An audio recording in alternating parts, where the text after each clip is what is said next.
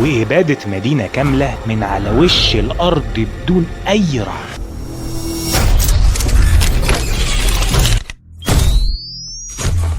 طبعا كلنا نعرف قصص ألف ليلة وليلة وحكايات شهرزاد والملك شهريار العظيم، لكن أنا جاي النهاردة أكلمك عن شخصية مختلفة، شخصية مهدور حقها في القصة، شخصية underrated جدا، مسرور السياف. مسرور كان شاب عادي أسمر قوي البنية، شغال مع والده في تجارة القماش، يجيب التوب ده من على الرف، يحط التوب ده في المخزن، وهكذا لحد ما حصل في القصر حاجة هتغير حياة مسرور للأبد. سياف القصر مات، والملك كلف الوزير بنفسه انه ينزل الاسواق يدور على شخص ينفع يكون السياف الجديد، شاب قوي ومطيع ومناسب لوظيفة حساسة زي دي. وفعلا الوزير اتحرك وبدأ رحلة البحث عن السياف الجديد. وقتها شاف مسرور وهو شايل اتواب الهدوم على كتفه وبيتحرك بيها، وقال بس هو ده سياف القصر الجديد، وأمر الجنود يقبضوا عليه ويودوه القصر. ومن هنا بدأت رحلة صناعة وحش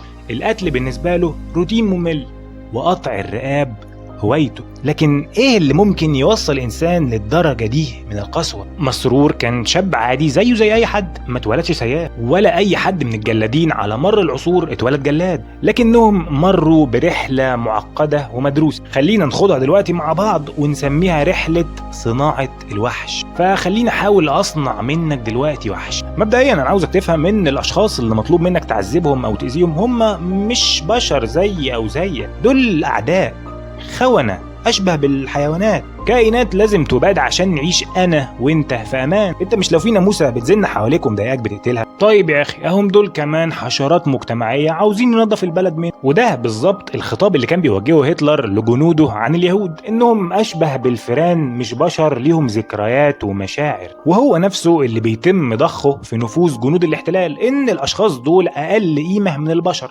فعادي نتخلص منهم طالما هدفنا نحمي أصحاب القيمة الأعلى. تاني حاجة ممكن أعملها عشان أخلق منك وحش هي الاعتياد والتكرار. أول مرة مسرور قتل فيها كان خايف وإيده بتترعش، حس برهبة وألم، لكن بعد كده لما اتكرر الموضوع حصل عنده تبلد شعوري. السيف اللي كان ماسكه اتحول من أداة قتل لمجرد روتين شغل، ومع كل ضحية كانت الإنسانية بتنتزع من قلبه واحدة واحد. تاني حاجة عاوزك تعرف انك مش هتشتغل ببلاش، ده انت هيكون ليك مكانة في القصر وهيبة وسط الناس وفلوس وسلطة ومنصب. زي كده الجنود اللي بياخدوا نياشين وألقاب عشان قتلوا أكبر عدد ممكن من الأطفال والأبرياء، وبكده القتل هيرتبط عندك لا شعوريا بحاجة حلوة زي المنصب والألقاب، مش بالشعور بالذنب اللي طبيعي يكون حاصل. وأخيرا عاوزك تفهم انك مش المسؤول عن ده، انت مجرد ترس في مكانة كبيرة، انت بتطيع اوامر من حد هو كمان بيطيع اوامر جاله من حد اعلى، فمفيش عليك لوم ولا هتشيل الذنب لوحدك.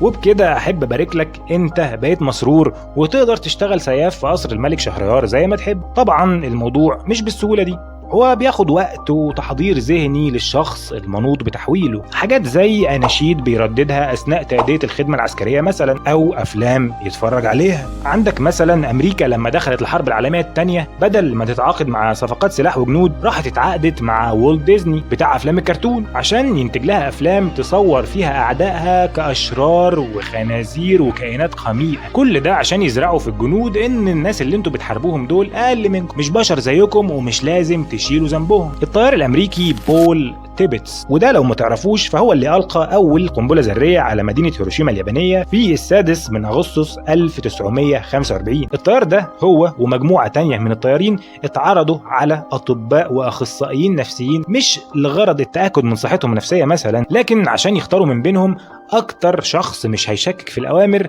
وهينفذ المهمة بدقة ومش هيحس بأي نوع من أنواع التعاطف. ووقع الاختيار على صاحبنا بول، كان وقتها هو أفضل آلة بشرية لتنفيذ المهمة وإبادة مدينة كاملة من على وش الأرض بدون أي رحمة. يخرب بيته. الغريب في الأمر إنه ما أظهرش أي ندم بعد كده، ولما طلع في لقاءات صحفية بعد كده وسألوه عن فعله جاوب بكل برود أنا كنت بأدي وظيفتي، بل إنه فضل مقتنع طول حياته بإن القرار كان صحيح جدا من الناحية العسكرية. ومش بس كده، ده لما سألوه عن مشاعره بيحس بإيه لما يفكر إنه تسبب في إزهاق الكم ده من الأرواح. يعني قال if you give me the same order again I would do it. يعني لو اديتوني نفس الأمر تاني هنفذه. الشخص ده ما اتولدش كده، اتولد عادي جدا زيي وزيك، لكنه تعرض لتغييرات نفسية وإغراءات مادية خلته يقدر يحرر الوحش اللي جواه بكل أريحية. وزي ما علماء النفس بيقولوا الوحش يكمن في داخلك لكنه ينتظر الظروف المناسبة ليتحرر. الكاتب ممدوح عدوان في كتابه العبقري حيوانة الإنسان بيقول جملة عظيمة جدا الحقيقة هنختم بيها. بيقول ومجتمعات القمع القامعة والمقموعة تولد في نفس كل فرد من أفرادها ديكتاتورا، ومن ثم فإن كل فرد فيها ومهما شكى من الاضطهاد يكون مهيئا سلفا لأن يمارس هذا القمع ذاته الذي يشكو منه، وربما ما هو أقسى وأكثر عنفا على كل من يقع تحت سطوته. وبس. سلام.